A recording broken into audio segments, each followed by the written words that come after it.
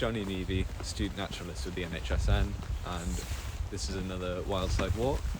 Today we are at St Mary's Lighthouse, just off the coast of Whitley Bay. We're here to do a bird identification course field trip led by David Noble Rowland. I live pretty on the coast, so it wasn't too difficult for me to get here. Yeah, and I got the 308 from the city centre, which took me about an hour. But definitely worth the trip. It is brilliant here. Do bring a coat if you're coming there. It's a bit cold. Evie didn't make the mistake, but I made the mistake of not bringing a coat, and I am freezing. But it's really good. We're here to mostly look at birds, but hopefully we'll find some like hermit crabs and maybe some grey seals if we're lucky. That'll be good. Yes. There'll be oyster catchers, cormorants, Seen some seals. Also things on the shoreline like shells, hermit crabs, seaweeds. Yeah. So yeah, come along for the journey. And see if we can get it on video. So we're not really sure what type of hermit crab it is, but we do know that they're very particular when it comes to finding the shells that they want to live in, which means they usually check the shell and see if it fits and things like that before they decide to keep it as a home. Is it going to come out? Just don't want to pause it first. Oh yeah. So right next to here I've found this, which is a very small sea snail, and as you can see, a lot of similarities between the two shells, which is why the hermit crabs are so particular, because they need these guys to grow enough to be able to give the shells that they need to live in.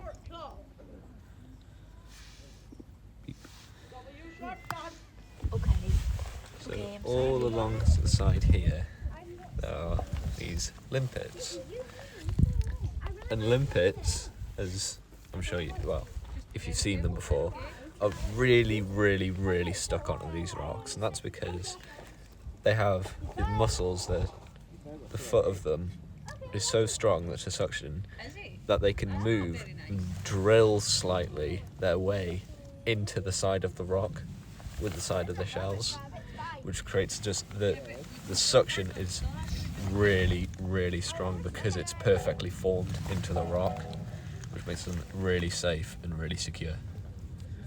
Well, we're in the same spot, and I just have found 5 different types of seaweed, and although I don't know anything about the seaweed itself, I just think it's really cool that there's so many different species in just one spot. So maybe in the future we'll make a special video all about this seaweed, because this is really interesting, and I think it's not something that a lot of people really know about. It goes hand in hand because of, like, even just down here there's another sea snail here. There's some more back around here on that rock, right? One right there, down there. And they're going to want to eat seaweed, so having such an look, there's even more down there. They're absolutely everywhere here. Amazing. Yeah. So St Mary's Island is a part of the Triple SIs. It has for such a small area, it has a really diverse habitat range. So even just what we're walking along now, beach and rock pools. Back through there was grasslands, woodlands, marshlands, all different habitats that support a really wide variety of wildlife. And especially here, being on the coast, is one of the places that the grey seals actually come to relax, which was shown previously. What we're looking for now? Hermit crabs, trying to find some hermit crabs. So we're showing you one that we found earlier, that Evie was holding. We need to identify it still.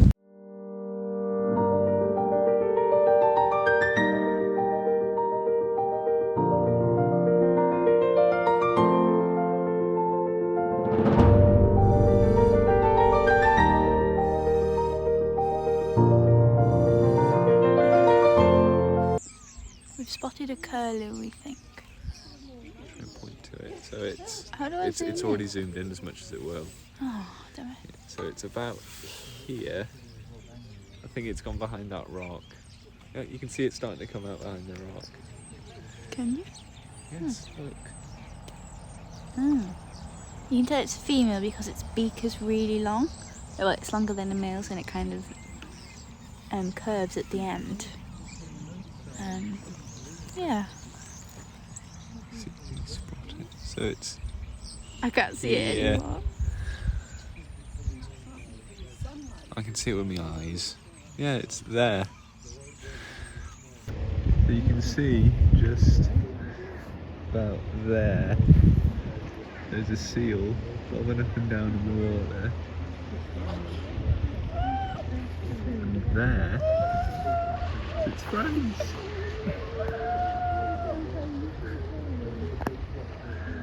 Look at them.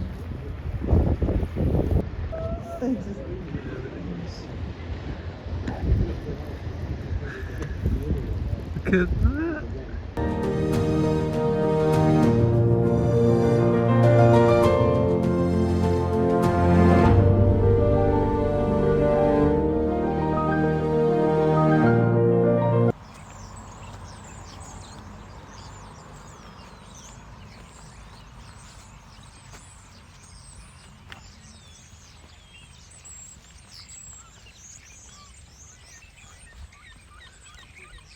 And all along this coastline, which is much further out from the island, are all the cormorants. All here. There, you can see one there on the top of that rock.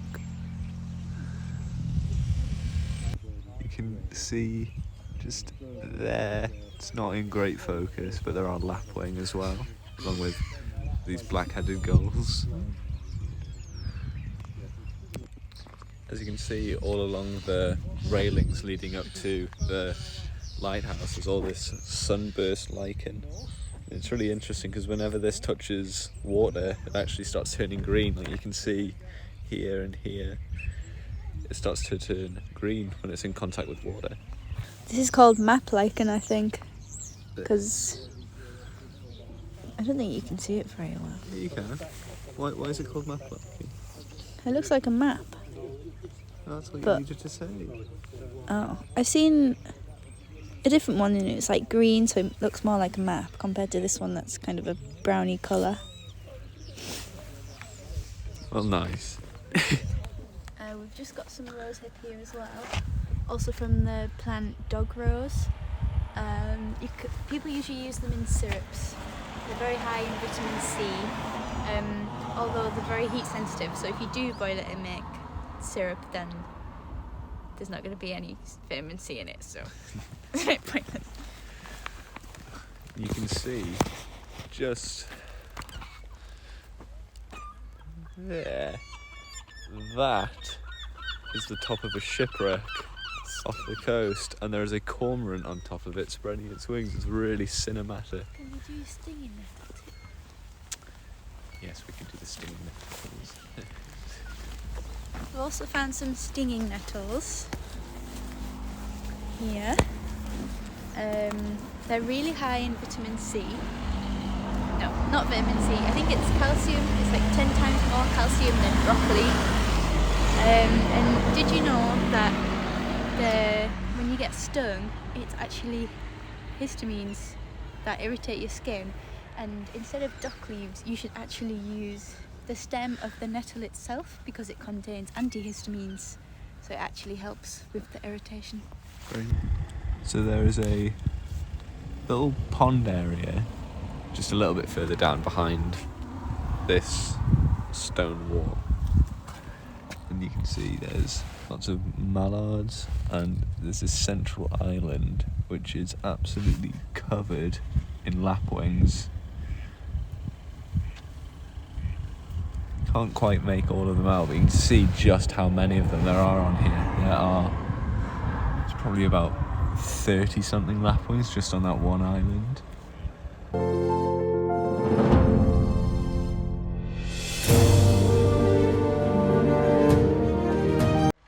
So we just finished doing the bird walk with David Noble Rowland, and I want to say a big thank you to him.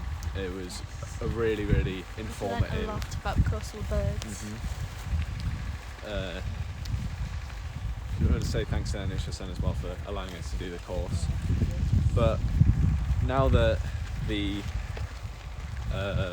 course is over and we've shown you everything that we were able to see here, we're heading back onto the island before the tide comes in to talk about some of the history and the conservation stuff that has been going on, because the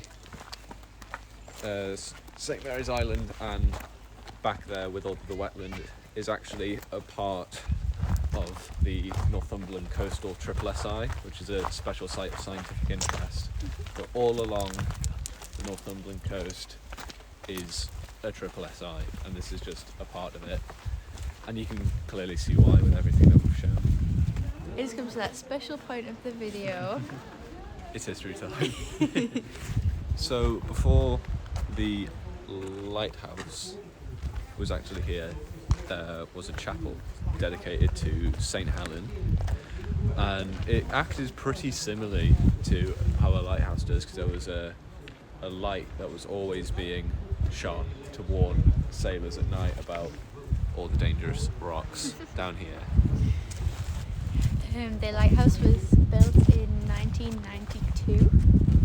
No, that's not right. It was built in 1898, and it was turned into a nature reserve in 1992. The bird hides around the wetland area was built in 2015 as well.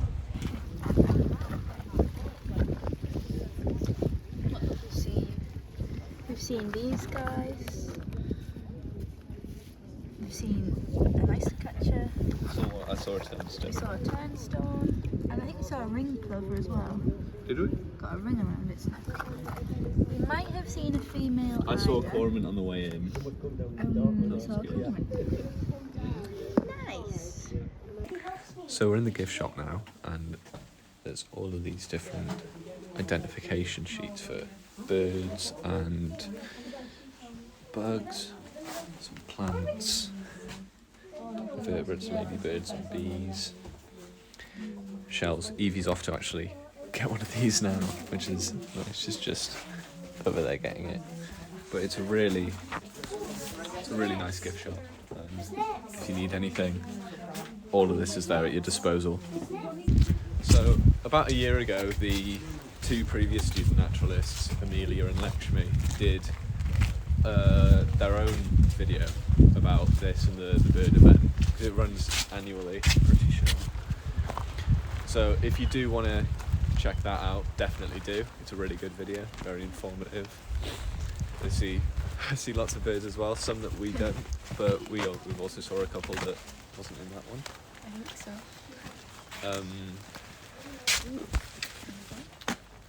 We're just walking along and talking about it.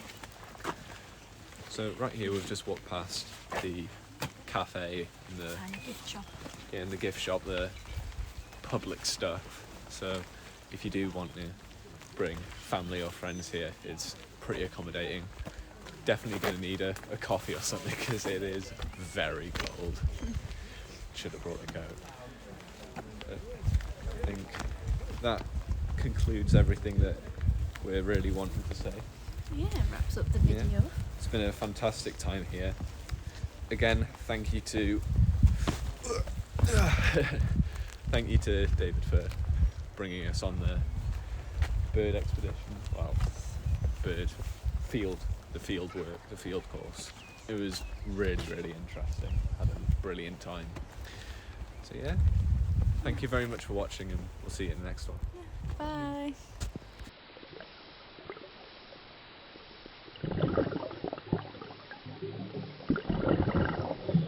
Red nettle. You said it too early. Can I have? No. One's gone missing. Surely they haven't gone. Are they not?